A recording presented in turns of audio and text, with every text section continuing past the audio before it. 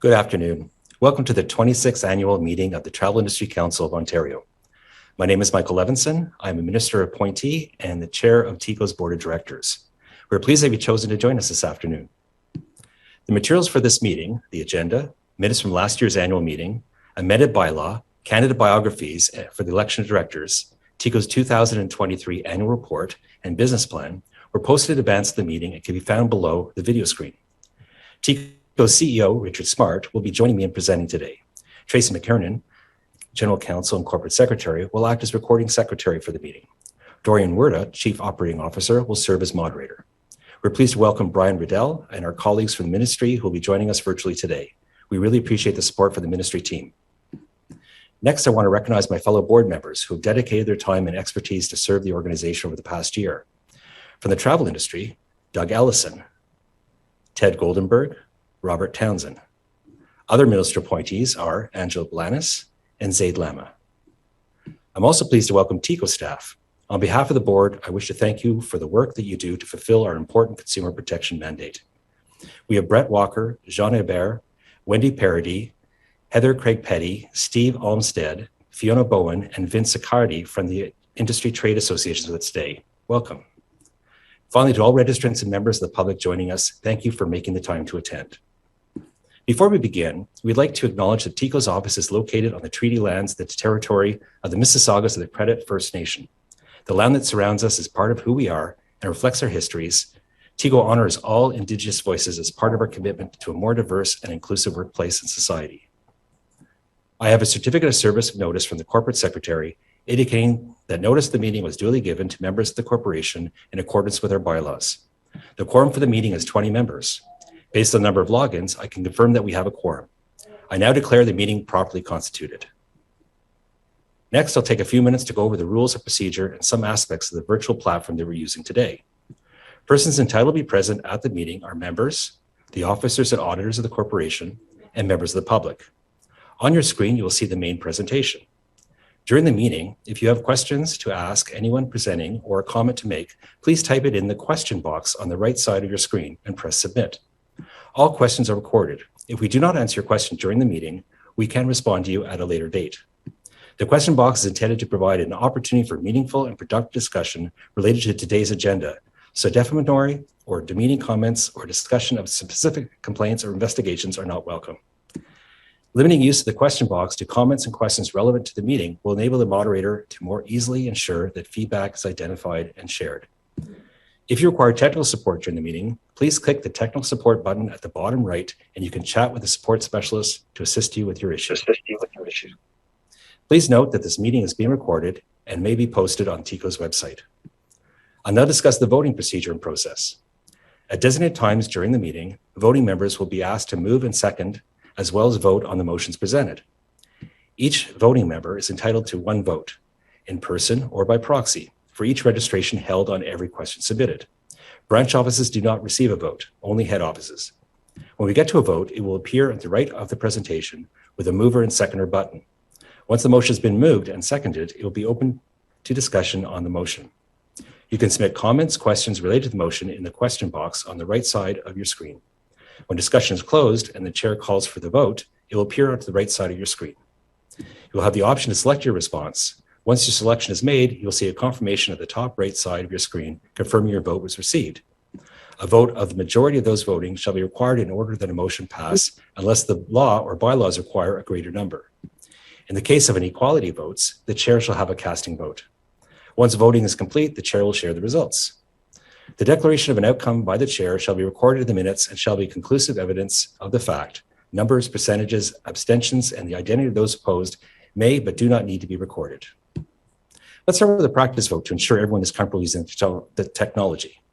Can I have a mover and a seconder for do you drink coffee in the morning?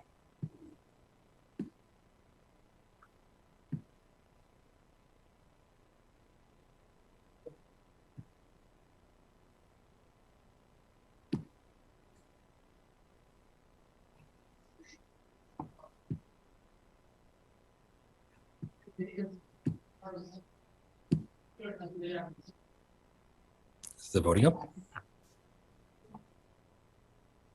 It's been moved by Allison, seconded by Lori. Thank you, Chris. We'll now proceed with the vote.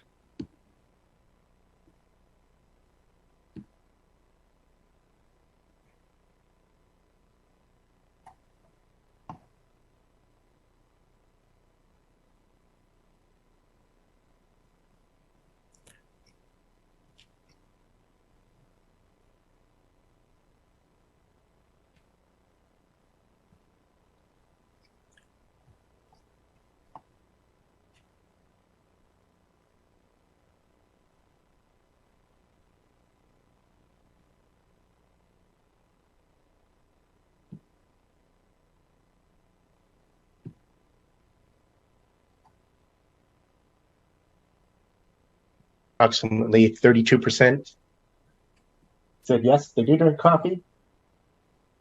68% said no. Thanks, Chris.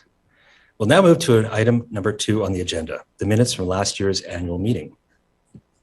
The minutes from annual meeting held on June 28, 2022 were made available on the webcast platform and TICO's website in advance of the meeting. Does anyone have any discussion points arising from the minutes? Please type any comments in the question box. We'll give people a moment to type in any discussion points.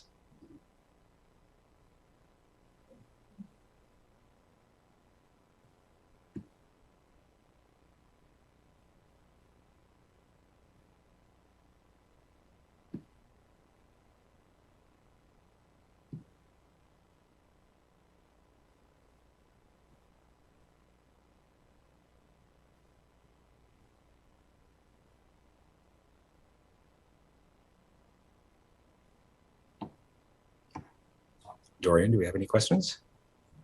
We have no questions in relation to the AGM minutes, so I believe we can proceed with the meeting. Thank you, Dorian. We're very fortunate to have Brian Riddell with us today. Mr. Riddell is a member of the Provincial Parliament for Cambridge and the Parliamentary Assistant to the Minister of Business and Public Service Delivery. Prior to his election as MPP in 2022, Mr. Riddell was a creative industries professor at Conestoga College. He has more than 30 years of experience in the private sector, holding multiple senior management roles in sales, marketing, and business development. We're grateful that Mr. Riddell has taken time to join us today. I will now invite Mr. Riddell to say a few words. Thank you very much, Michael. Good afternoon, everybody. On behalf of the Ministry of Public and Business Service Delivery, it is my great pleasure to welcome you to the Travel Industry Council of Ontario's 2023 Annual General Meeting. I would like to begin with thanking President and CEO Richard Smart, along with your Board of Directors, for extending such a warm welcome. As you know, the past few years have been a challenge for Ontario and tourism and for our travel agencies. While recovery has been gradual, we know that more and more Ontarians are traveling post-pandemic, and the state of travel sector continues to improve. Consumer confidence will be key to a full recovery of the industry. With TICO Ontario, travelers can rest assured they are supported and protected when purchasing travel packages.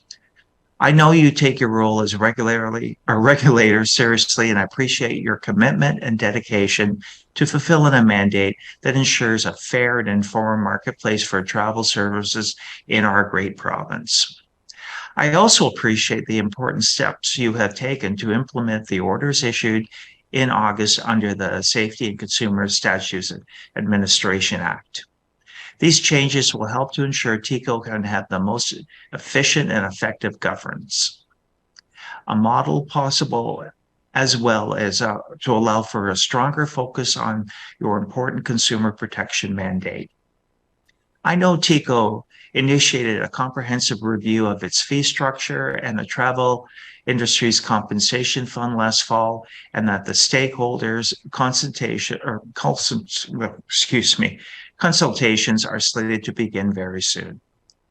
The Minister and I look forward to learning more about the results of your meetings and to provide the necessary support to help implement positive change. While there is still a lot of work ahead, I know that together we can help TICO to be even more efficient in protecting consumers, upholding industry professionalism in Ontario.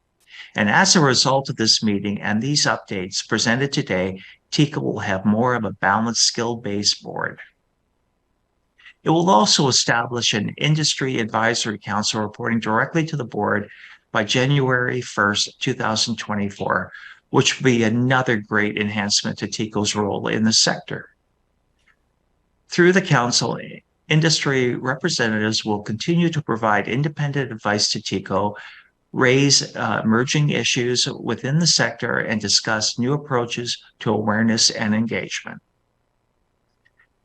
As Ontario's travel sector continues to rebound, I am confident that TICO will continue to offer reliable leadership to the travel agents and wholesale industries during this recovery period. I look forward to ongoing collaboration in addressing consumer protection issues that impact Ontario and to strengthen Ontario's economy. It has been a pleasure speaking with you today, and I wish you much success in your upcoming year. Thank you for your ongoing partnership, and I wish you a productive and engaging meeting. Thank you very much. Thank you, Mr. Riddell. We are happy that you could join us today and look forward to continuing our work with you moving forward. Next on the agenda. It is my pleasure. Thanks. Next on the agenda are the annual reports from the chair and the CEO. I'll start. I'll now take the next few minutes to highlight a few important initiatives that TICO's board have been focused on over the past year. Overall, the 2022-2023 fiscal year was about building upon a strong foundation for continued positive change over the coming year and beyond. The changes all ladder up to consumer protection and TICO's commitment to fairly balancing the needs of consumers while being mindful of a challenging environment and ongoing travel industry recovery. First, I'll touch on one of the board's primary responsibilities, which is ensuring effective oversight over TICO's risk management framework. While the principle of nose in, fingers out is well understood as it applies to TICO, I can assure you there is a healthy dialogue and spirited exchange with senior management on effective risk management. While border closures and public health restrictions are in our rearview mirror, the lasting effects of the pandemic continue. During the past fiscal year, we saw the travel industry's recovery accelerate with a resurgence of consumer demand, but the year was not without its challenges. TICO saw elevated levels of complaints from travel consumers where the fallout from the pandemic was a contributing factor. Claims against the compensation fund were also above historic levels. Ontario's travel workforce has faced extraordinary issues with surging demand, training, and labor supply. We hear a lot about challenges with recruiting and retraining travel advisors, along with the need of evolving skill sets to adapt to the changing landscape of travel. For many businesses, including for TICO, this has meant embracing an evolving hybrid work environment while ensuring staff have the necessary skills, capacity, and support to succeed in this new era. As a board of directors, we continuously evaluate the recovery and state of the travel industry, its impact on consumers, and TICO's role in consumer protection and mitigating risk. Next, I'll provide an update about an important governance enhancement. During the last fiscal year, TICO renewed its commitment to the Ministry of Public and Business Service Delivery and to stakeholders with an updated and modernized administrative agreement. The administrative agreement is essentially the contract between TICO and the Ontario government, outlining the way TICO is to operate. Administrative agreements have largely been standardized with other delegated authorities to ensure an efficient and transparent approach to governance.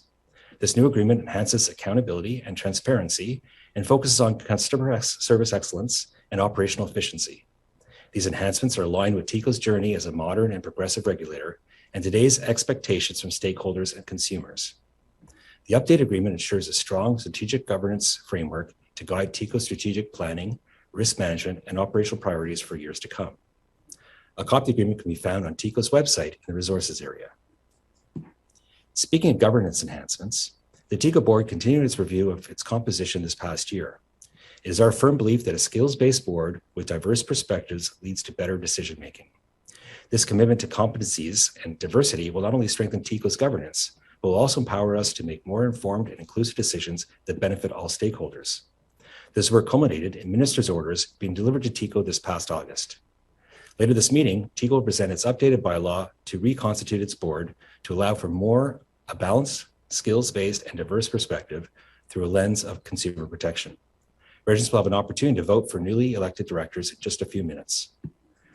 In talking about laying the groundwork for foundational change, I'd be remiss not to highlight the funding framework and fee review that has taken place over the past year. While Richard will provide more information during his update, I do want to mention that significant care and consideration went into the review process. I know the team at TICO is finalizing the consultation package, which will be made available to all registrants and stakeholders later next week. In closing, I'd like to acknowledge that this past year has been a challenging one for industry and also for TICO. Change is never easy, but it's important for the organization to evolve and be ready to meet the needs and challenges of consumers in the years ahead. I'm confident that TICO will continue to be a progressive regulator, supporting a trusted marketplace where consumers are confident purchasing travel from registered professionals. I encourage you to look at our annual report to learn more about TICO's activities from the previous year, as well as our business plan and goals for the year ahead. I'll now ask Richard Smart, President and CEO, to report on the activities of TICO since the last annual meeting. There will be an opportunity to ask questions toward the end of the meeting during other business. I encourage you to hold any questions regarding the chair or CEO reports until that time. Thank you. Richard. Thank you, Michael. Good afternoon, everyone, and welcome to TICO's virtual annual general meeting.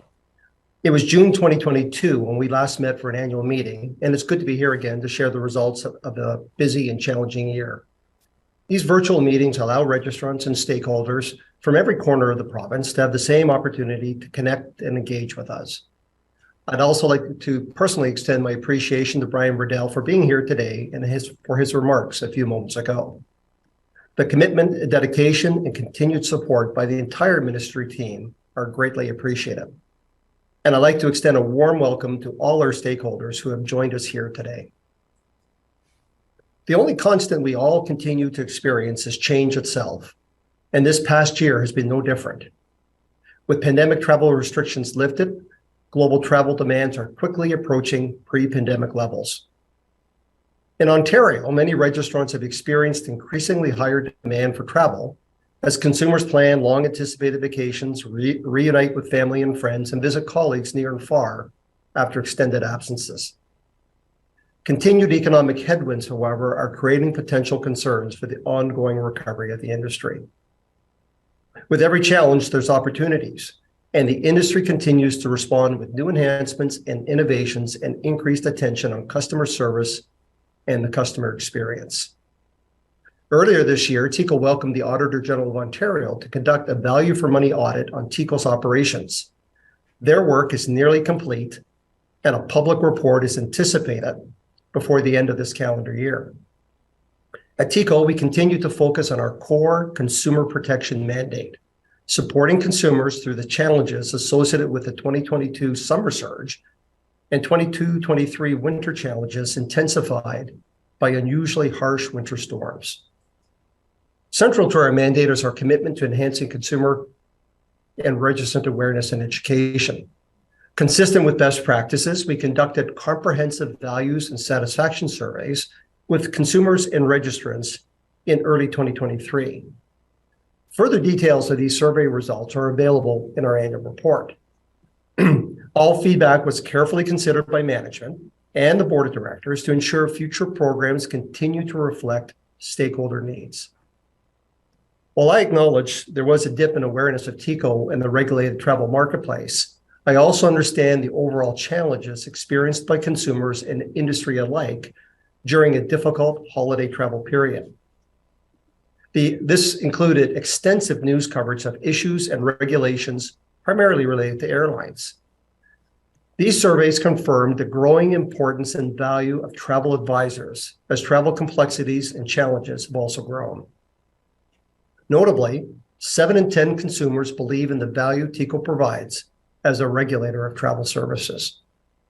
The surveys also identified the overall travel experience was growing in relative importance compared to other factors such as cost, further supporting the key role of travel retailers and advisors. The ever-changing landscape of the travel industry over the past 3 years has meant that both consumers and registrants have needed support more than ever before. In working with both groups, our aim has always been, and continues to be, to find fair solutions so that consumers remain confident purchasing their travel from Ontario registered businesses.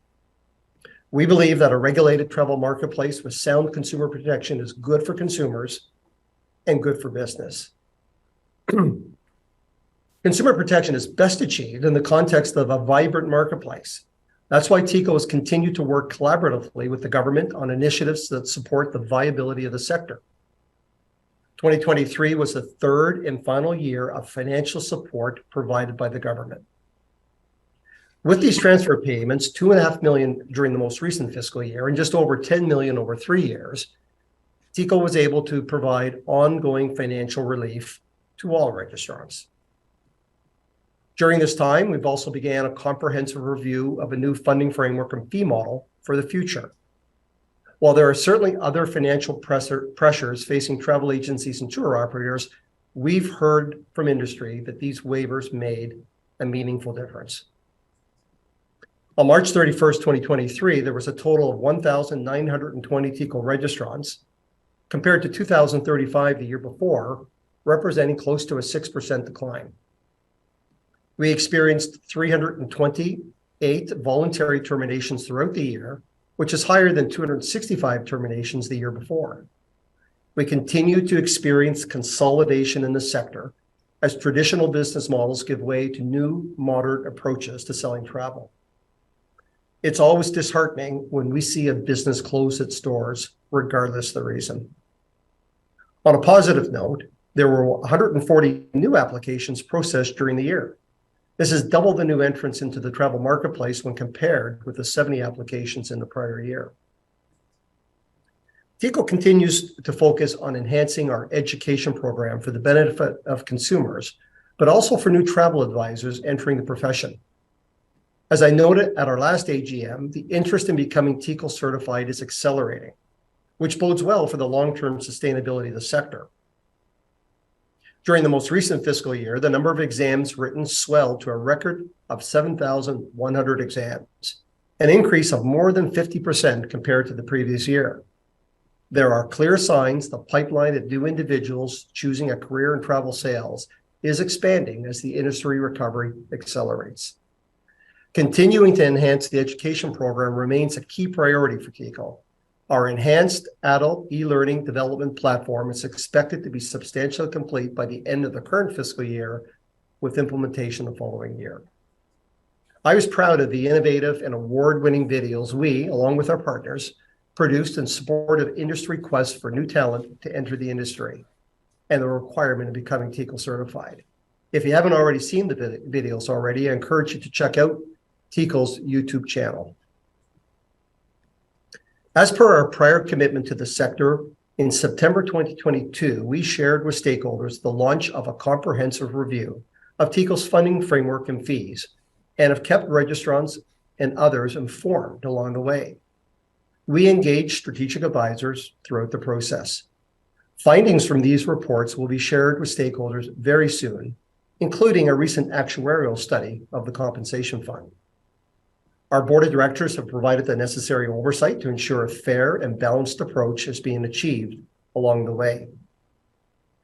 As required in our agreement with the government, a detailed business case was submitted for government consideration. The changes TICO was proposing will be shared with registrants through a consultation process, which begins next week. I look forward to engaging you in a constructive dialogue over a funding framework and fee model that will ensure delivery of our consumer protection mandate for years to follow. For the third year in a row, TICO operated in a near zero revenue environment. Thanks to the financial support from the Ontario government, TICO is able to continue operating on its mandate of consumer protection while also passing along financial support to registrants. At just under $4.4 million, our operating expenses were lower than the prior fiscal year and below the budget approved by our board. In fact, over the past 5 fiscal years, TICO's operating expenses have remained flat. Our commitment to prudent financial management and cost containment remains a strong pillar to the work we do. However, I've learned over many years that continued investment is an important facet to ensuring future success, and we will always seek ways to be fiscally prudent while committed to long-term sustainability. Since the early years of the pandemic, we've seen an increase in compensation fund claims, and 2023 was no different. The total amount of consumer claims against the fund increased to $617,000, an increase from the $491,000 experienced in the prior year. This is the highest level of claims that we've seen in a decade. The prolonged nature of the pandemic has undoubtedly been the driver behind this increase in consumer claims. And in total, the compensation fund assisted 278 consumers last year. The compensation fund balance remains at just under $23 million for future claims. In total, TICO generated a net deficit of $2.3 million compared to $1.2 million the prior year. Ahead of budget, but nevertheless an unsustainable deficit. Continued acceleration of travel demand now needs to be carefully weighed in light of macroeconomic trends, including the fast-paced rise of interest rates and the likelihood of a recession, which we may indeed be experiencing as we speak. Over the past couple of years, the challenges around diversity, equity, and inclusion continue to be at the forefront of society and all business leaders. And it's something that TICO has committed to advancing within our own organization as well. Recent changes to TICO's board of directors were founded on enhanced diversity, as well as the continued drive for a skills-based or competency-driven board of directors. As an organization, we've always endeavored to be respectful and inclusive as we interact with diverse audiences of consumers, registrants, and other stakeholders. We continue to look at how we can improve our programs, policies, and services and integrate best practices into our daily work. This will be an ongoing journey as we continue to hear different perspectives and educate ourselves on the experiences of others. We'll continue to make changes in the way we view the world and how we interact with one another. As we look at the rest of 2023 and beyond, we have an updated 3-year business plan that will guide our priorities and activities. If you haven't had a chance to do so yet, I encourage you to download a copy found on TICO's website. As we've seen over the past 3 years, it's difficult to predict the final trajectory of the travel recovery, whether a looming recession will be hard or soft, and the ongoing shift with consumer expectations, emerging technologies, and the marketplace in which we operate. We will continue to work with the Ministry of Public and Business Service Delivery to be a progressive and modern regulator, one that balances the needs of consumers and industry while considering the realities of the current travel marketplace. We look forward to the recommendations coming soon from the Office of the Auditor General and are committed to continuous improvement. Our focus will continue to be on enhancing consumer and registrant awareness, improving our educational platform for new talent entering the industry, and on supporting consumers in their quest to make fully informed travel purchase decisions. We will continue our unwavering focus on prudent financial stewardship, striving to enhance the value of services we provide to consumers and registrants. And as I've mentioned in the past, I truly believe that resiliency and innovation is the pathway to success. Both registrants and TICO must continue to work together to deliver services, exceed customer expectations, and ensure a trusted marketplace. In closing, I would like to thank the board of directors for their ongoing support, guidance, and collaborative spirit as we navigated another challenging year. I also thank and appreciate the strong and collaborative relationship my team enjoys with the Ministry of Public and Business Service Delivery. I'd like to extend my gratitude to the entire team at TICO. We often say our team is small but mighty, and I can attest that this spirit is alive and thriving. And finally, I'd like to extend a thank you to everyone who took time out of their busy days to join our AGM. Having a chance to listen to one another and stay informed of what's happening in the industry is an important way of engaging in the regulatory process. Thank you. Thanks, Richard. We'll now move on to the bylaw amendments. Bylaw number 1 is being amended to comply with minister's orders and to make some changes related to general governance matters. The amended bylaw was included in the materials circulated on August 25th, 2023, and has been available to members on the website. A webinar was also held on September 12th, 2023, to allow all registrants to ask questions about the bylaw changes. We posted a video of that webinar on the website. I'll now invite Tracy McKernan, General Counsel and Corporate Secretary, to briefly review the bylaw amendments. Thanks, Michael. Good afternoon, everyone. On August 11th, 2023, TICO received 5 statutory orders from the Minister of Public and Business Service Delivery. The first order requires that the number of board members be decreased from 11 to 9. The second order requires that all board members possess a positive orientation for proactive consumer protection initiatives. The third order limits industry representation on the board to no more than 34%. The fourth order requires the establishment of a nominations committee with specific requirements. The fifth order requires that an industry advisory council be established. TICO's bylaws needed to be amended to reflect the minister's orders. These changes are not subject to member approval and will stand as presented within the bylaw. Our goal today is to give you an overview of the changes. My apologies to those who attended the bylaw webinar, as this information will be repetitive. The next slide outlines the bylaw changes to reflect the minister's orders. In Article 5.03, the size of the board has been decreased from 11 to 9. Smaller boards are consistent with leading practices adopted by comparable boards and administrative authorities, and it allows the board to operate in a more cost-effective manner. The bylaw has also been changed to reflect that no more than 34% of members of the board shall be drawn from the TICO regulated community, travel agents and travel wholesalers. To be clear, the percentage is calculated with reference to the full 9-member board. This ensures that the corporation will not inadvertently be offside in the event of one or more vacant positions. Recent Auditor General value for money audit reports of a number of delegated authorities have been critical of industry dominance on boards of administrative authorities. The rationale for the change is to ensure that the board is composed of individuals with various perspectives and skills to effectively oversee travel agents and wholesalers and protect consumers. Article 5.12 of the bylaw has been amended to reflect the requirement that all members of the TICO board possess a positive orientation for proactive consumer protection initiatives. Establishing competency criteria is intended to ensure directors have the competency to effectively advance TICO's consumer protection mandate. In Article 6, provisions have been added to establish a nominations committee. The required composition of the nominations committee is codified, and provisions have been added to reflect the rules required regarding nomination of board members and the appointment or election process.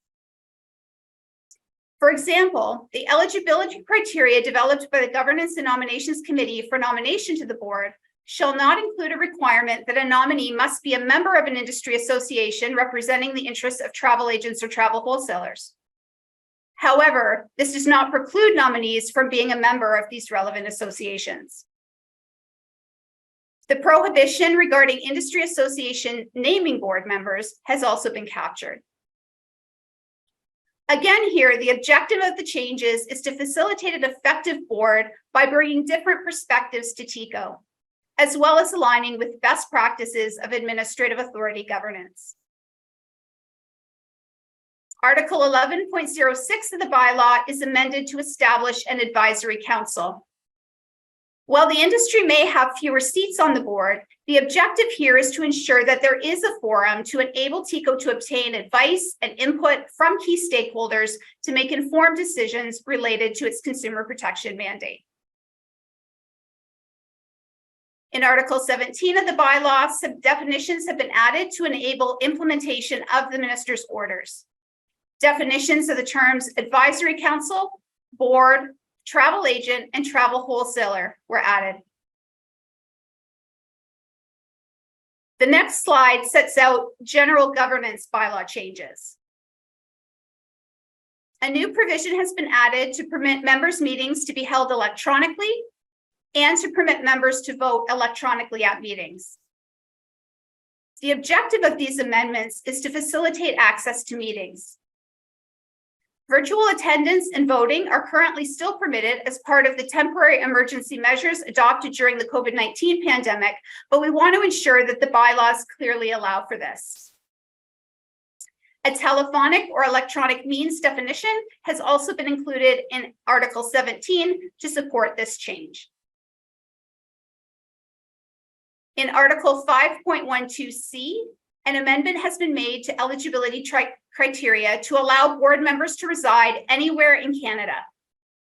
Given advances in technology, it's easier to participate in meetings even if someone is not in the province. Registrants may have officers, directors, and employees who reside outside of the province who would be ineligible for consideration given the current requirement to be a resident of Ontario. Ultimately, the goal is to be able to recruit the best people possible for the board. In Article 6.09, the elected terms have been adjusted to 3 years, starting at the annual meeting in 2024. The objective is to have only one industry elected position and one public elected position turn over each year. A new provision has been added in Article 6.15 to address vacancies in elected directors. Obviously, it's a bit more difficult to replace an elected director if they're unable to complete their term. The provision would allow the board to either fill the vacancy for the remainder of the term or to have the vacancy filled by the members at a members' meeting. The goal is to ensure that the board is not left shorthanded and is able to complete its mandate. In Article 8, there were some amendments to the process for electing the chair of the board. First, we want to recognize that the minister may appoint a chair of the board. Currently, the chair is appointed by the minister.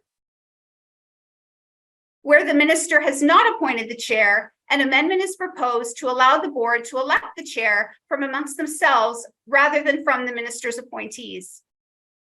This is reflective of modern governance practices and is consistent with other administrative authorities. That summarizes the main changes to the bylaw. Thanks for your attention. I'll turn things back to Michael. Thanks, Tracy. I'll now read a motion to confirm the amended bylaw. Be it resolved that bylaw number 1 be approved as amended. Can I get a mover and a seconder for this motion?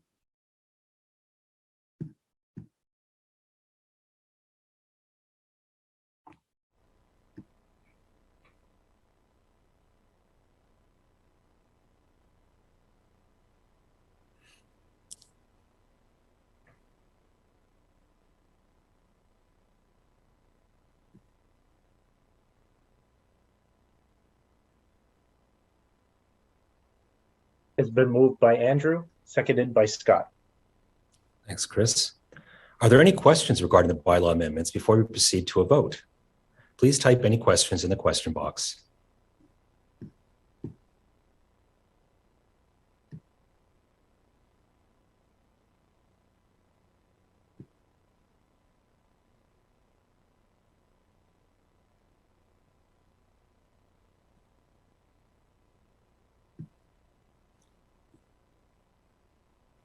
There are no questions received regarding the bylaws. I believe we can proceed with the meeting.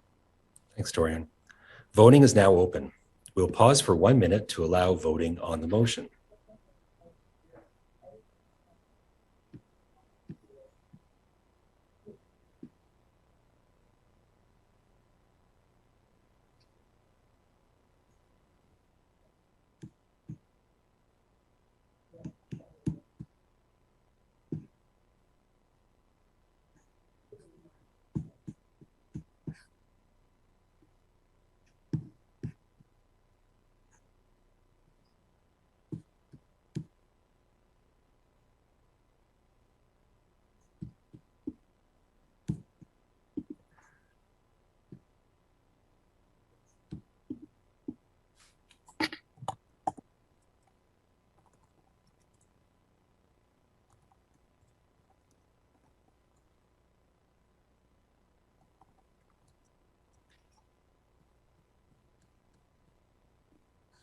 Votes are in and the motion is carried.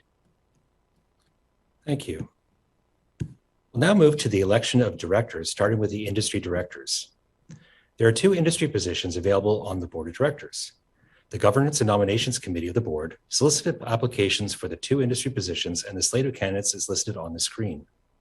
We are pleased to present a diverse group of candidates from the travel industry. Information about the candidates was included with the materials for this meeting and posted on TICO's website. As the slate of candidates exceeds the number of positions to be filled, this election is required. We ask the members choose 2 industry candidates.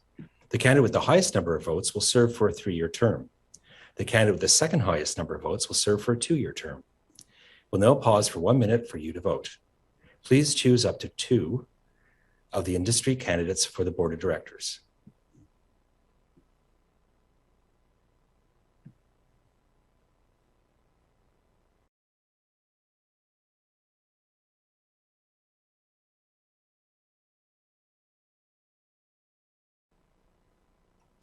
We apologize.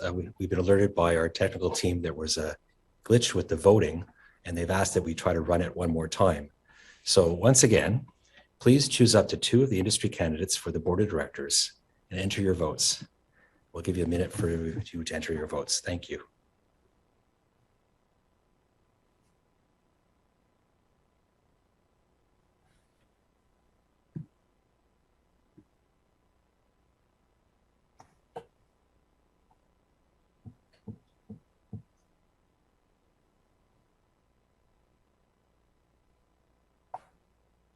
Currently, only voting members are able to see the vote. So if you do not see a voting option on your screen, that's because it's limited to just those who are capable of voting.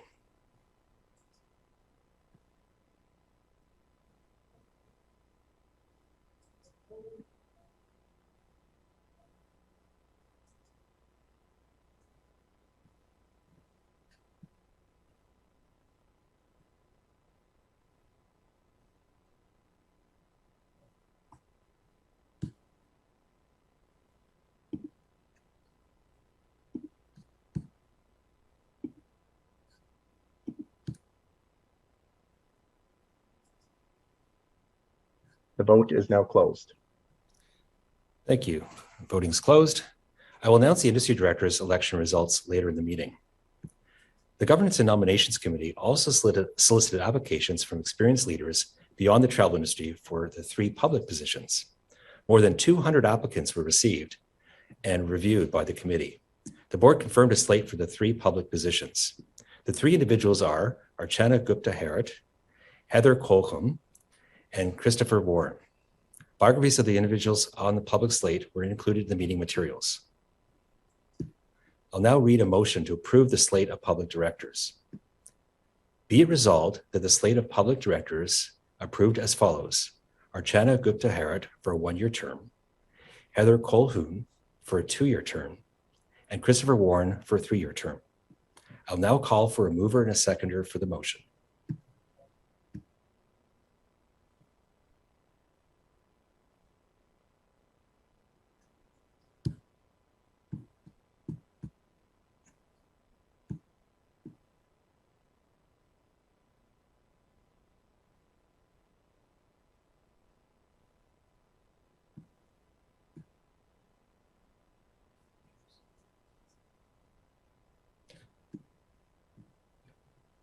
Yes. I want to mention that we've been alerted that some people are trying to vote entering in the message box. That is not the appropriate place to be entering a vote. You'd be seeing a message. If you are eligible to vote, you'd see a message pop up with the options to vote on your screen. If you don't see that, then you're not entitled to be voting. So please don't be entering votes into the message box. Thank you. It's been moved by Shailene, seconded by Abhinan Nadan. Thank you. Voting is now open. We'll pause for a minute to vote on the motion. Once again, if you're entitled to vote, you'll see a pop-up for the voting. Otherwise, just give us a moment, and please don't vote in the message box. Thank you.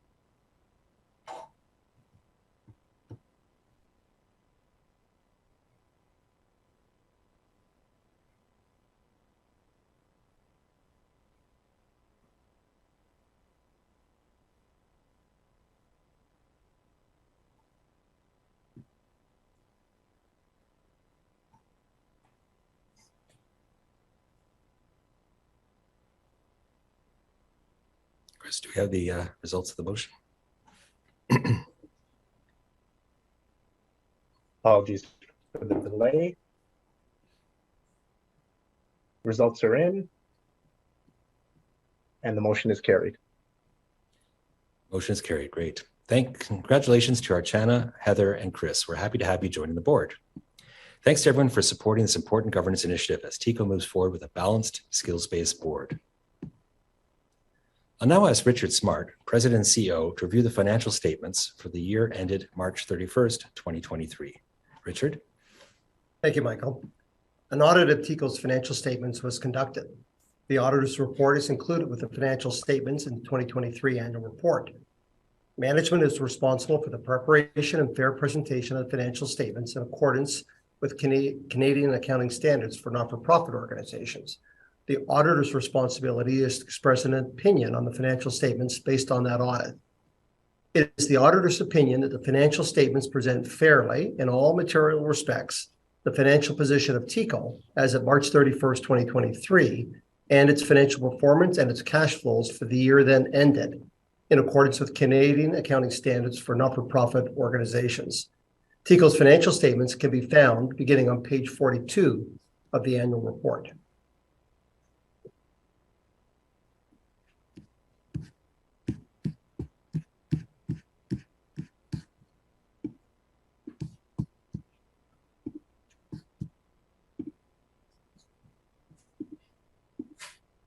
I think at this time, Michael, we're sorry about that. Any questions on the financial statements? Sorry about that. Any questions on that? So I apologize for that. Any questions on the financial statements? Please type any questions in the question box. Thank you.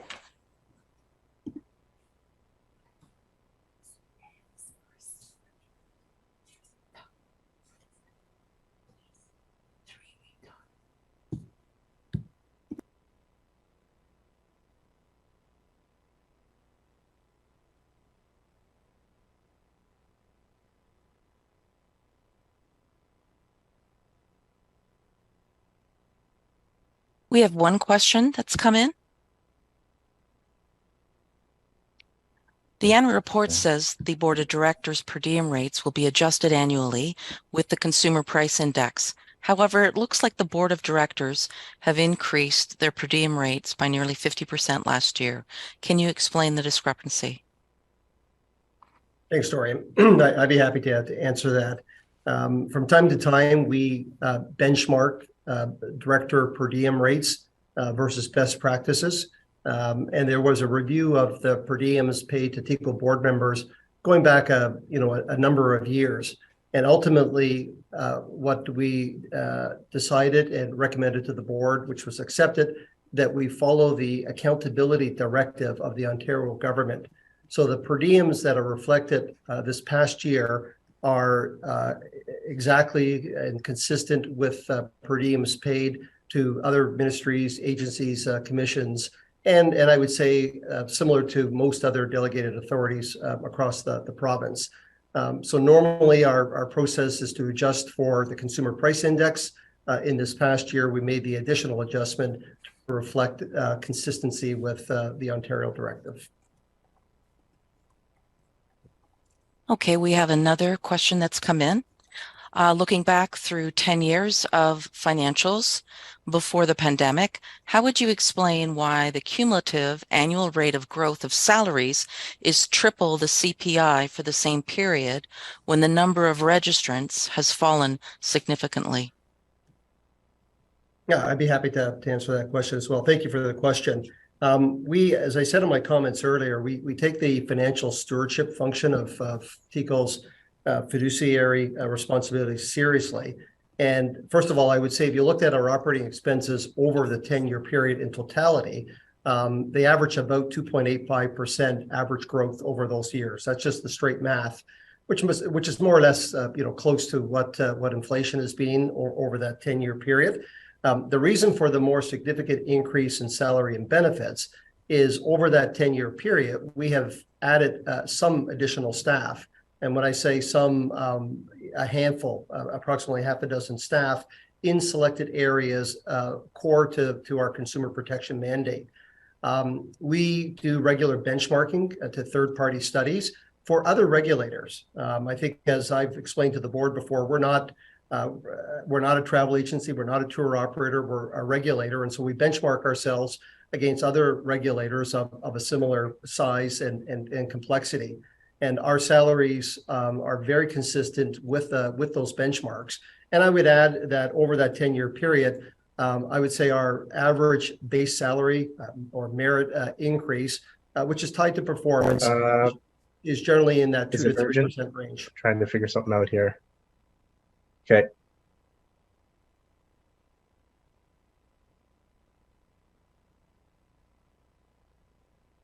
So I'm not sure, Chris, if my message was missed entirely or just partly. Nope, everyone heard your message. Okay, thank you. Thank you. So hopefully that answers the question. The increase over the 10 years is selective additions to the team here at TICO. We benchmark our salaries to third-party standards and benchmarks, and we review all the recommendations with our governance and HR committee, which makes a recommendation to the board. So we're very transparent in the entire end-to-end process. Thank you. Okay. We have a follow-up question. Should Ontario registrants expect the same rate of salary growth in the next 10 post-pandemic? Well, I can't comment on what the next 10 years are going to look like. I can only comment on what the past 10 years looks like. I'd also note that, during the pandemic, all of TICO's staff took pay reductions as we hunkered down, like a lot of registrants did who lost staff and had to furlough and lay off staff. So we felt that we made an appropriate response to the pandemic during those really rough times. Since then, we have kept any increases at approximately the rate of inflation and tied to what the benchmarks indicate as fair.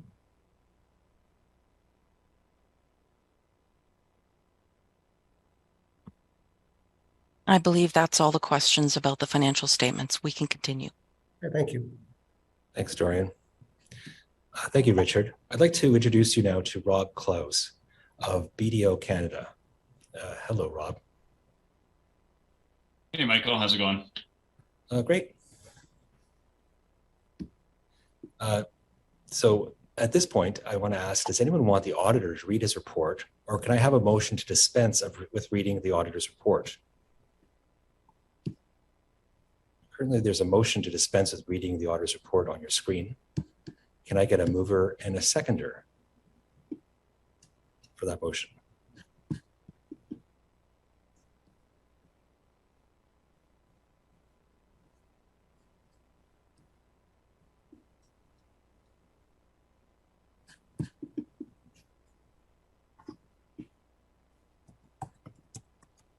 Been moved by Elliot, seconded by Lori.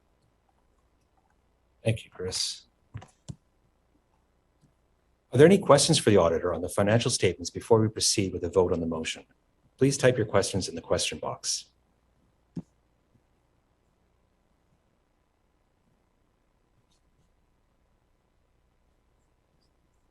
Okay. So do we have any, Dorian, do we have any questions? No, we do not have any questions about the auditor or the auditor's report. We can continue. Discussion period is now closed. We will now proceed with a vote on the motion. Everyone should see the motion on their screen, those entitled to vote.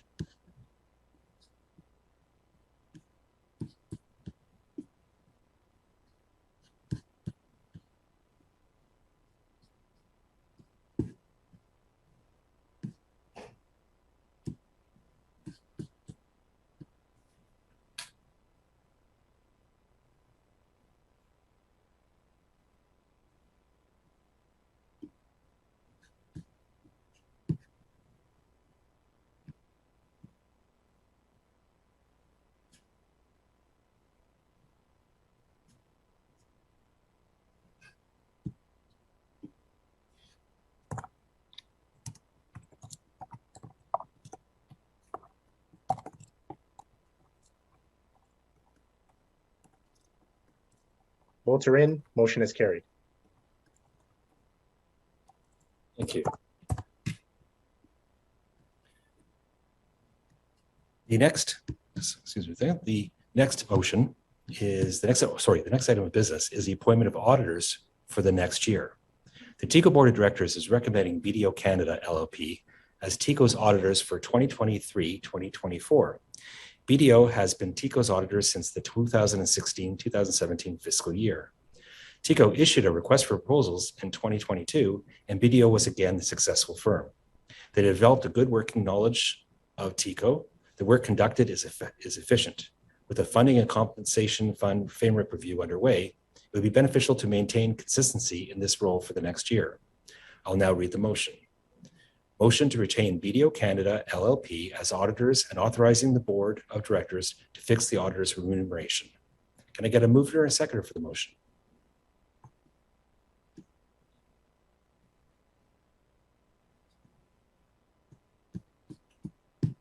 I'll mention that while we're waiting for these votes to come in for mover and seconder of this, we've been alerted there's been some issues of people having difficulty voting for our industry representatives. Some issues, technical issues people are having, and we apologize for that. So we decide what we're going to do is when we're finished with this section of the agenda with the auditors, we're going to go back and redo the vote for the industry representatives. So I appreciate everyone's patience and hang in there. Thank you.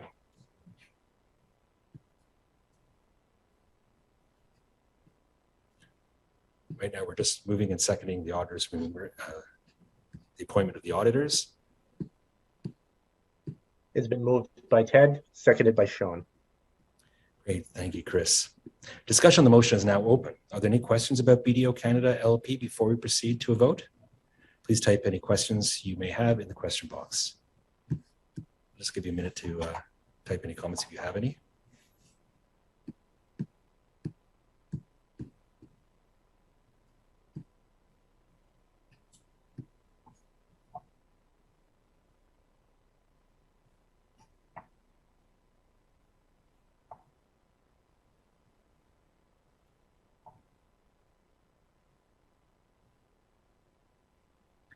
There are no questions. I believe we can proceed. Thanks, Dorian. The discussion period is closed. We'll now proceed with the vote on the motion. Wait for the minute to give members the opportunity to cast their votes. Once again, this is the motion on accepting BDO Canada as our auditors.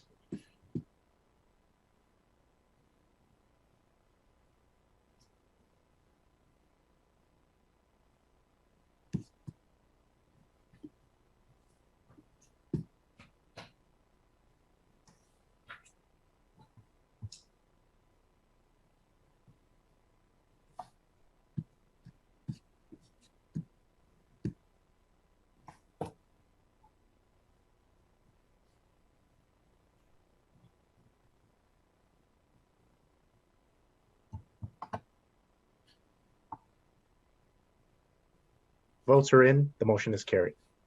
Great, thank you. At this moment, I'd like to take a moment to thank Rob Klaus for attending this meeting. Sorry you didn't have more to say.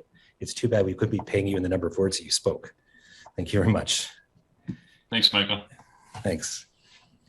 Anyway, now, what we'd like to do, and once again, apologize for the technical difficulties we're having. We're going to go back and redo the voting for the industry representation for the two positions. So if we can bring that slide back up, listing the nominees. And I'm going to ask Chris, if you want to illustrate if there's any special instructions for people for voting. So I know we got alerts, some people saying that the screens were disappearing on them or it was clearing out. So how do we ensure that this is going to go smoothly this time? Yep, stand by, Michael. Let me rebuild the vote, and once it's ready, I will display it for the election. Thank you. And once again, we apologize to everyone attending for this this delay.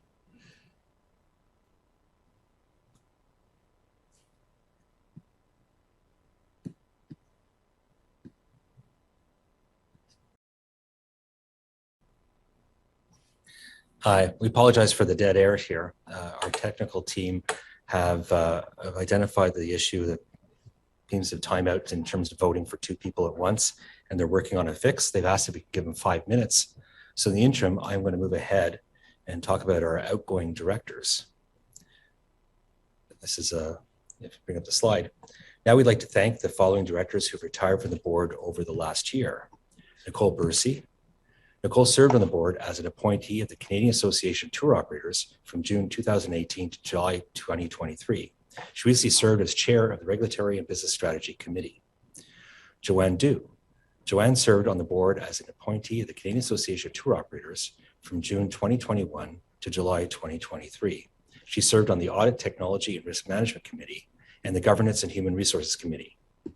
Mike Foster. Mike was on the board from June 2014 to July 2023. He is an appointee of the Association of Canadian Travel Agencies. He was the chair of the Governance and Human Resources Committee. Ted Goldenberg. Ted was on the board from June 2019 to September 2023. He was an appointee of the Ontario Motor Coach Association. He chaired the Audit, Technology and Risk Management Committee and was a member of the Governance and Human Resources Committee. Monica Johnson.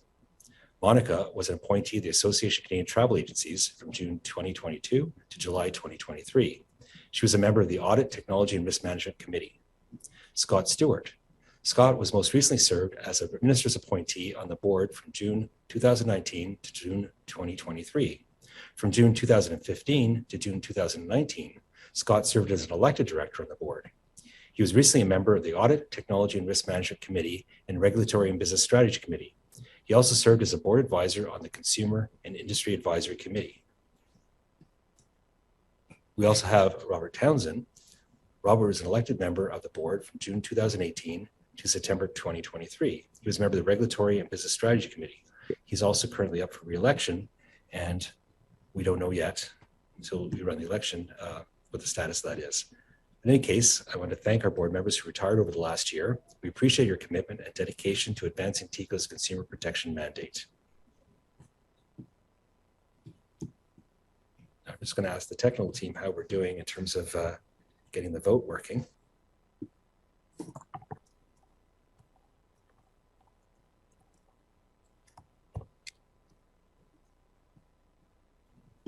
I think what we'll, so not to waste anybody's time, I think what we'll do is we'll move on to other business and open the floor to anyone who have any general questions related to TICO matters or regarding TICO's annual report or business plan that they'd like to address. Please type in any queries you have into the question box. Dorian, our moderator, is standing by to relay your questions to the presenters for response.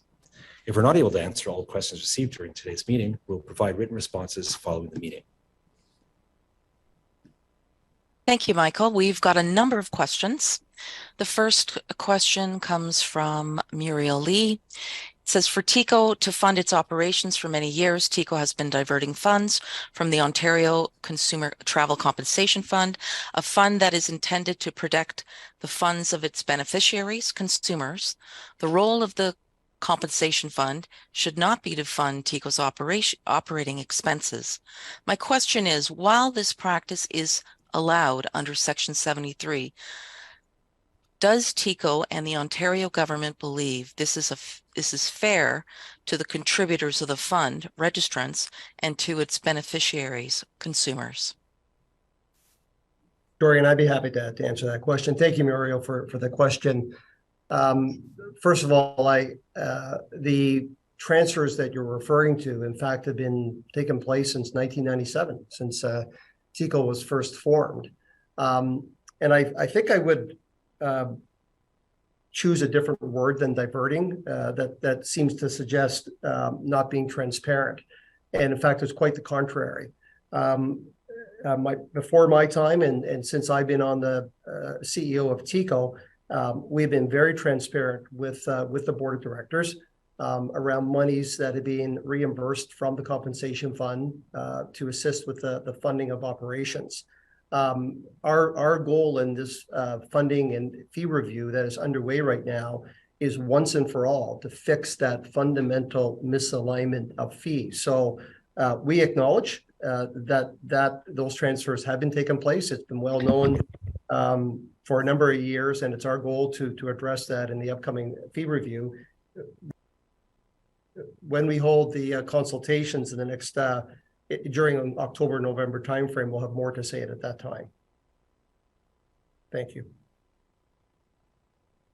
Thanks, Richard. Do we have another question, Dorian? Yes, we do. We have more questions. We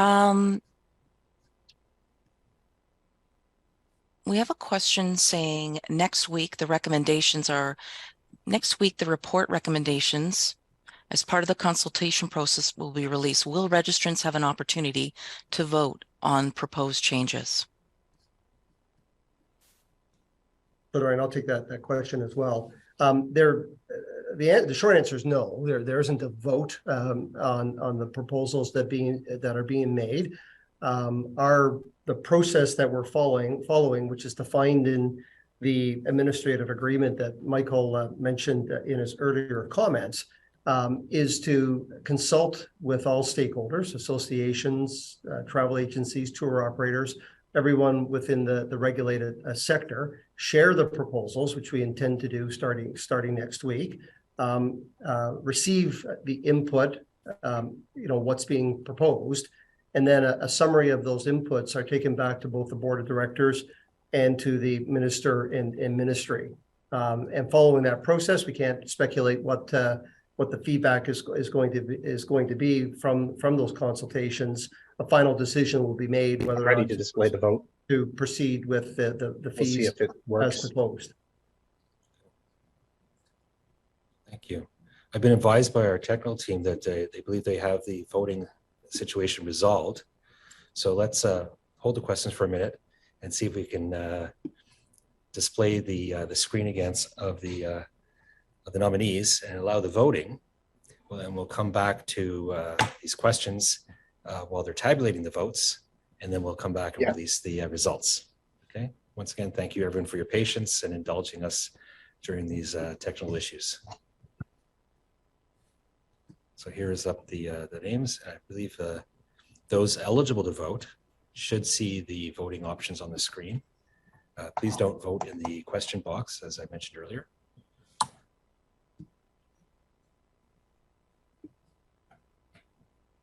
I'll ask if we're getting any feedback if people are still having any issues or if it's working fine now.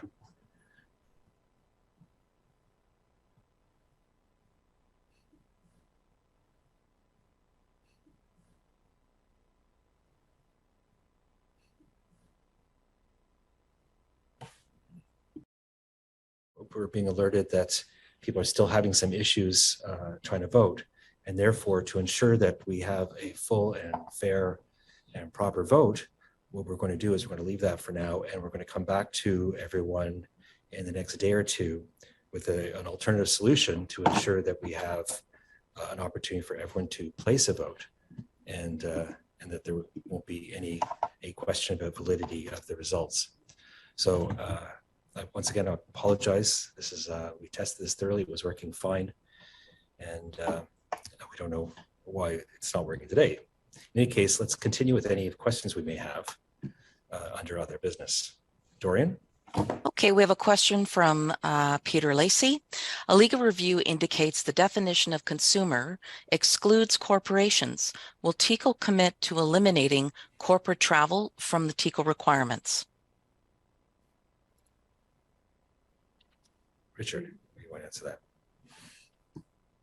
Oh, sorry, I muted myself there. Dorian, I'll take the question. Peter, thanks for the question. This has come up in past years, and all I can share with you is we have done a comprehensive legal review of our own. The Consumer Protection Act, which defines consumer in the way stipulated in that act, is a separate statute from the Travel Industry Act and its regulation.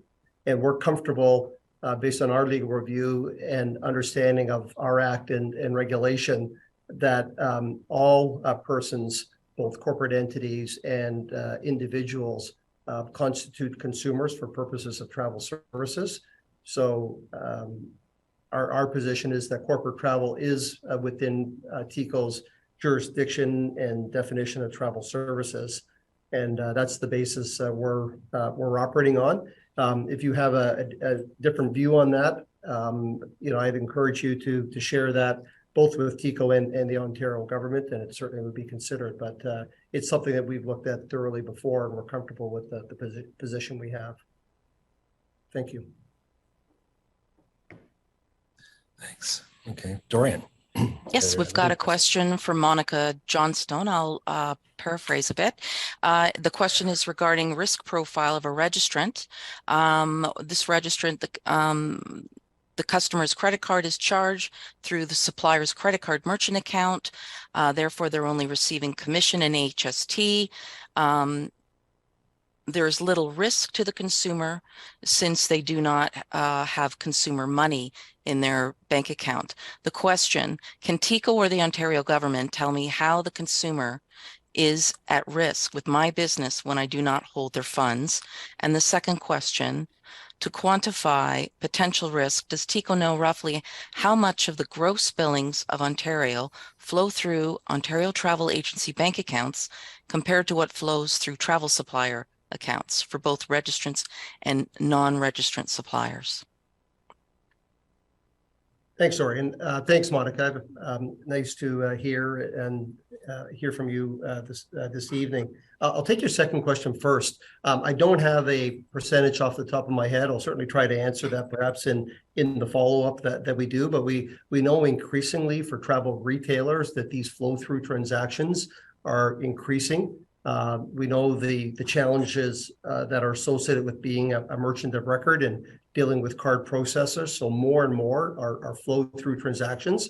And you're absolutely correct that presents a different risk profile for those retailers than one who's a merchant of record. As you know, probably from the time on the board, we've talked about risk-based pricing and risk-based decisioning. And we are committed in the long term to looking at that. It was a consideration during the funding review that we did, and we'll have more to say that in the consultations in October, November. But we're also conscious of any risk-based system that's put in place has to be robust and has to be evidenced by strong data. And that requires a lot of data collection. Some data we have and other data points we don't. So the short answer is we're committed to risk-based decisioning and pricing in the future. And we acknowledge that there's a different risk profile for retailers that are dealing in a flow-through environment than those of merchants. And that it was considered in the funding fee review that's taken place over the last year. And I hope you're able to attend some of our sessions and we can have more of a dialogue about that at that time. Thank you. Thanks, Richard. Okay, we have a question.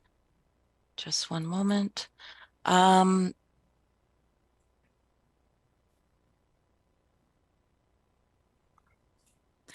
question is from Susan Lawson. With the steady decrease of the number of Ontario registrants, the anticipated increase in fees for registration and the Consumer Compensation Fund, and the debt load being carried from COVID-19 pandemic, how do TICO and the Ontario government plan to reverse the downward trend of travel businesses and stand behind the message that Ontario is open for business? Great question. Thanks, Susan, and nice of you to join us this evening as well. I can't say enough the consumer messaging that we provide to consumers across the province. TICO, in all of its messaging, recommends and encourages consumers to always deal with an Ontario registered retailer. That's their best means of ensuring that they're going to be confident in their travel purchase and get what they intended for in their purchase.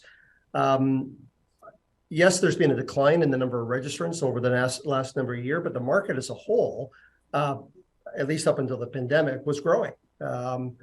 2018, 19, and 19, 20 were record years for the travel industry. So yes, the number of operators in the province might be lower, but the consolidation and introduction of new business models, I think, has caused the industry to grow as a whole. And I'm encouraged by what we've seen coming out of the pandemic, albeit we're technically still in one, but we've seen a real resurgence of sales this year, close to pre-pandemic levels.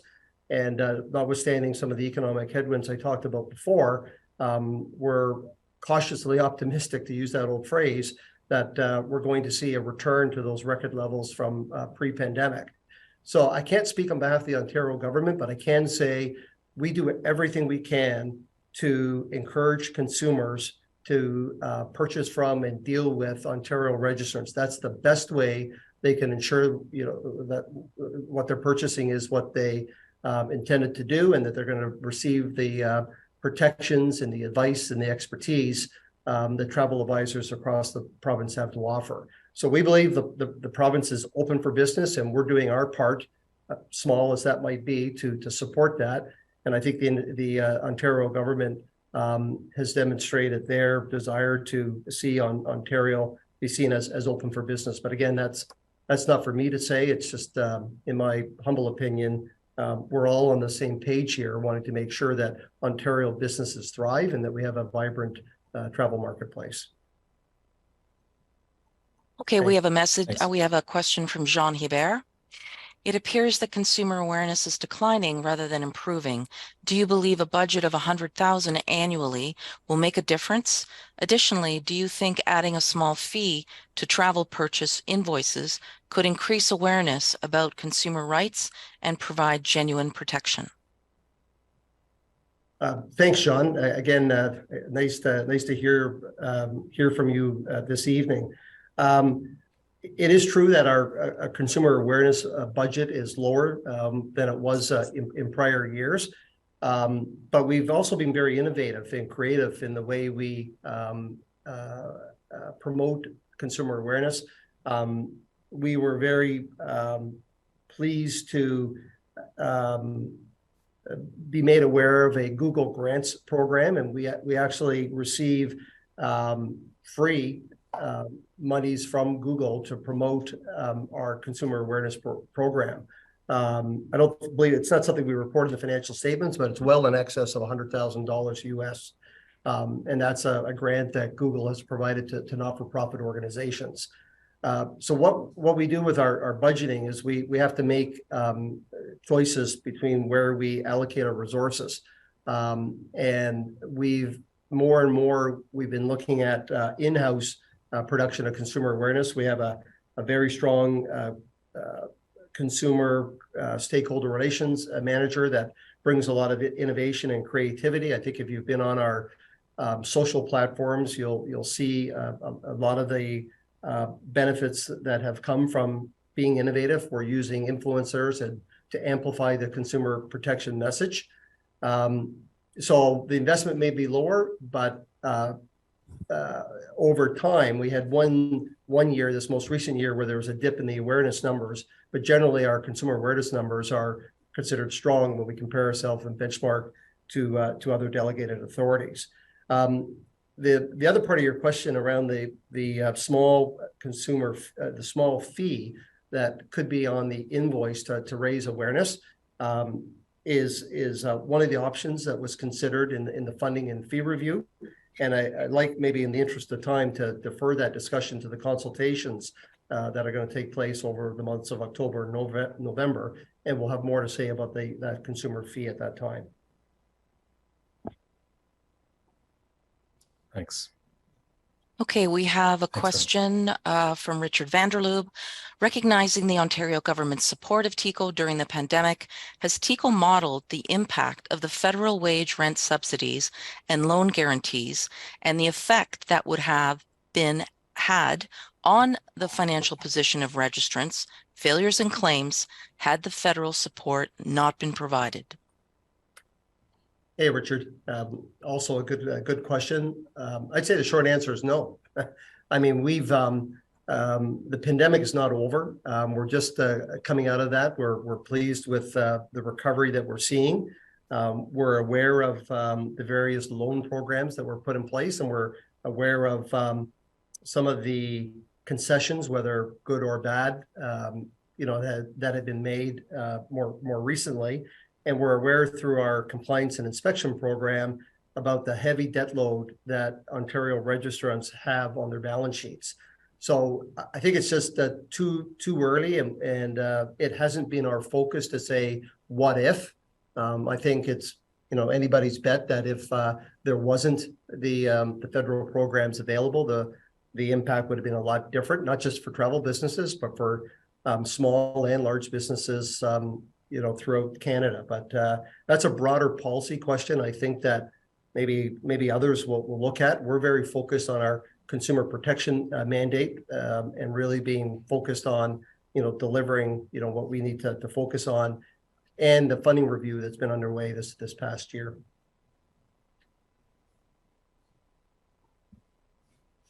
Thank you. So for the interest of time, it's Dorian, if we maybe have one or two more questions, and then we'll have to move on, I believe.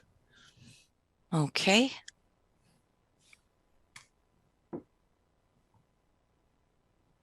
We have a question from Helen Berstrom.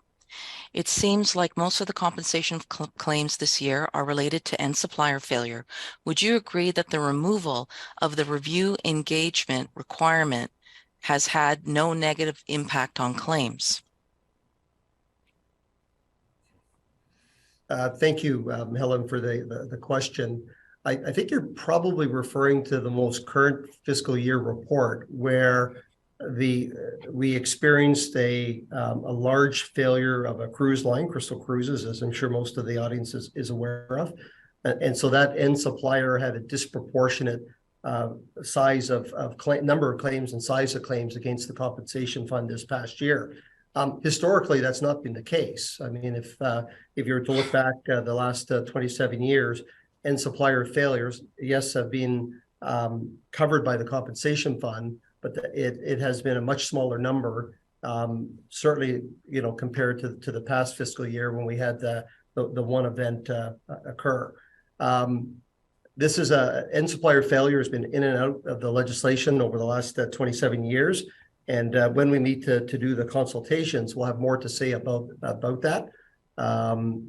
We're very, we've heard loud and clear from industry over the years that airlines and cruise lines do not contribute to the compensation fund, nor is there any jurisdiction that TICO has over them. So this is something that we've thought long and hard about, and we'll have more to say when we get together for the fee consultations. But rest assured, hopefully, touch wood, what we saw this past fiscal year is more of an anomaly, than a trend.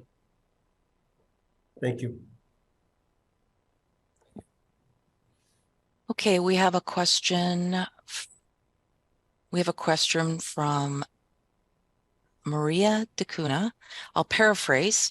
ACTA and Ontario travel businesses have been long calling for a regulator that is the right size to match industry they are regulating and the level of claims and failures of actual registrants.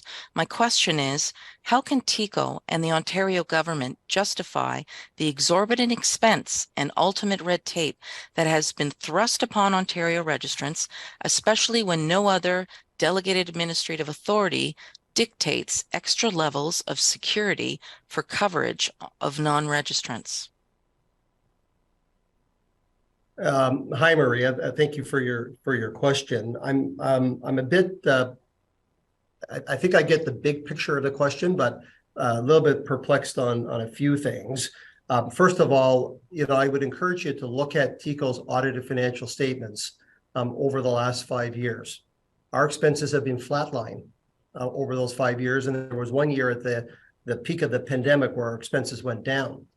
Our actual operating expenses in the most recent completed year, fiscal 22-23, were lower than the prior fiscal year. And as I said, flatlined over the last 5 years.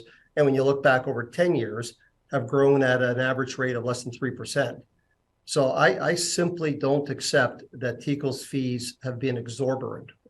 We have our board is very tough, as they should be, in ensuring that any cost increases are understandable and supportable and reasonable, and always within the budgets that are approved by the board and shared with the ministry and shared with stakeholders.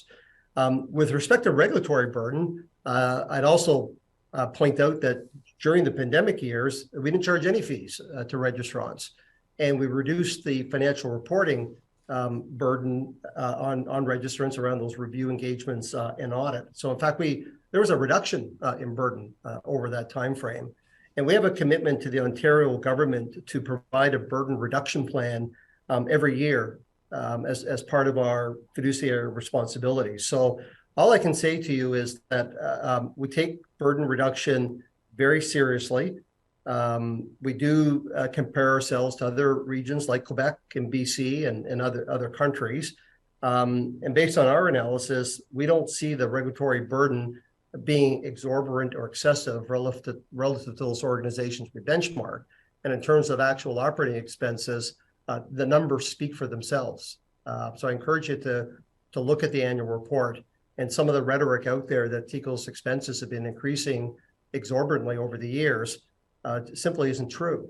And I'm the first to acknowledge that retailers and wholesalers have gone through hell and back with the pandemic. But I can also tell you that the level of consumer activity, complaints, claims, calls have also escalated significantly over that time frame. So there's a fine balance in responding to consumers and also being fair to industry. But I believe we've come up with a good balance of regulatory burden reduction while keeping TICO's expenses flat or down, over the last number of years. So hopefully that gives some context and answers your question. Thanks. Maybe we have time for one more question, Dorian. Okay. We have a question from Chris Lins from the Flight Center. Why do we have a fund to protect consumers for unscrupulous operators and require businesses to invest significant resources in complying with the arduous trust accounting rules?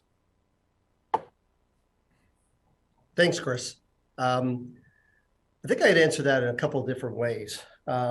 Yes, the compensation fund is the cornerstone of the Ontario government and TICO's Consumer Protection Fund, but it's not the only consumer protections that we provide.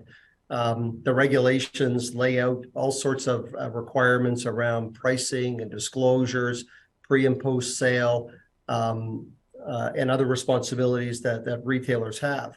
I think one of the reasons that Ontario has been so successful over the years is it's seen as a trusted marketplace in which to do business. And the compensation fund, which sits around, and the maximum it ever reached was 30 million and currently sitting around 23 million. I would say it's a testament to the industry and the controls it has in place, its commitment to consumer protection, and the regulatory regime being in balance with that we've never had, again, touch wood, any significant claim, nearing the maximum thresholds that are in the legislation.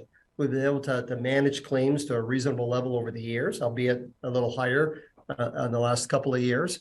But the compensation fund is just one of the consumer protections that are available in our arsenal of consumer protection measures.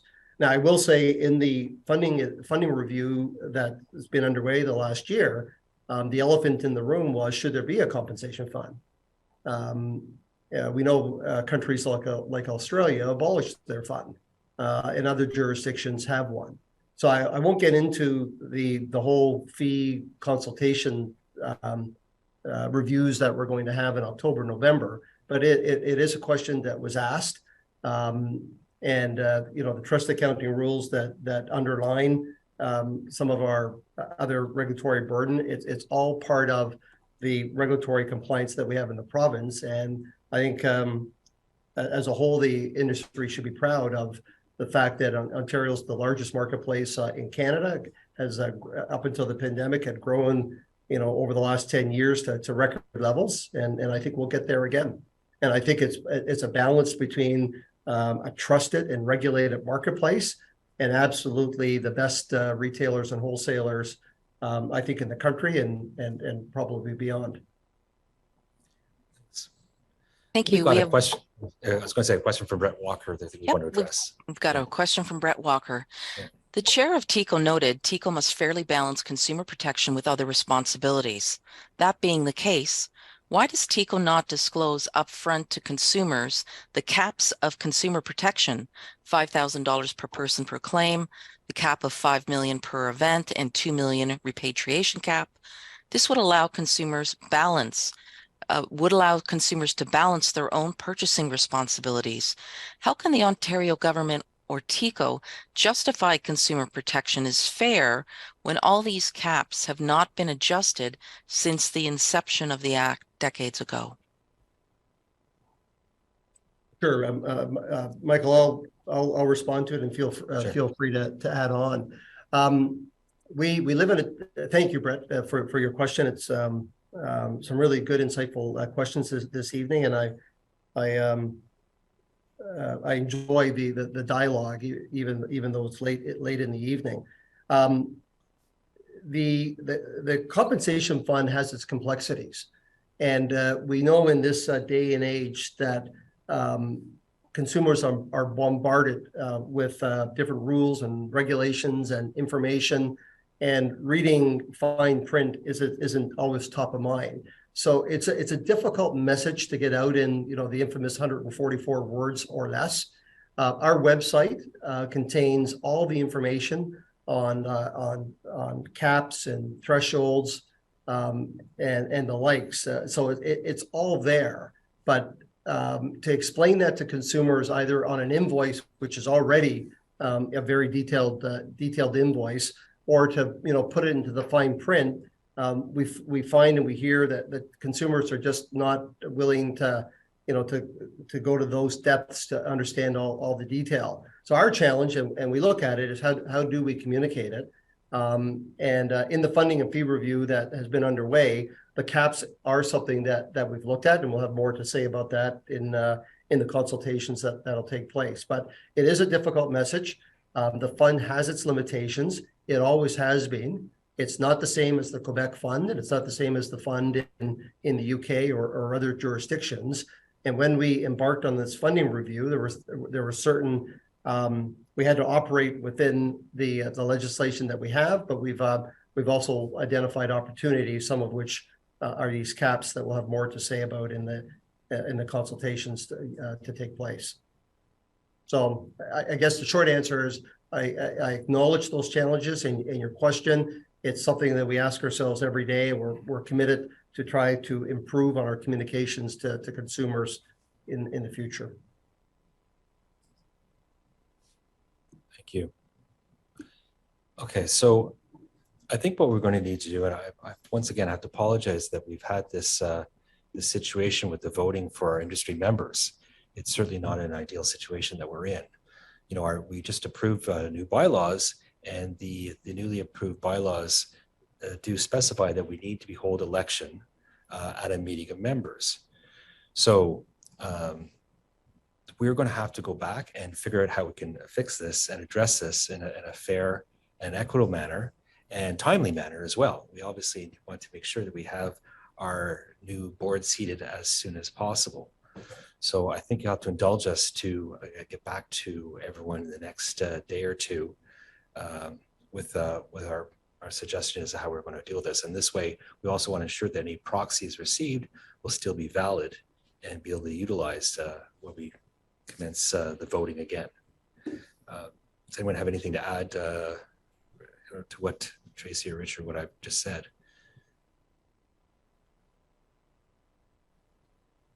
So, no, not here. So I want, first of all, I'll say thank everyone for the questions. If there's additional questions that people posed in writing that haven't been addressed, we will make every effort to address them and follow with people. At this point, I think maybe we should be wrapping up. It's 5 to 7. It's gone on longer than we anticipated. And once again, I appreciate everyone's attendance. So let me just say this concludes our meeting today. Thank you for spending the time with us. A recording will be made available on TICO's website in the coming weeks. And we will also be following up with regard to how we're going to address the voting situation for our industry representatives. At this point, I'm going to say the meeting is adjourned and have a nice evening. Thank you. Thanks for attending TICO's 26th annual meeting.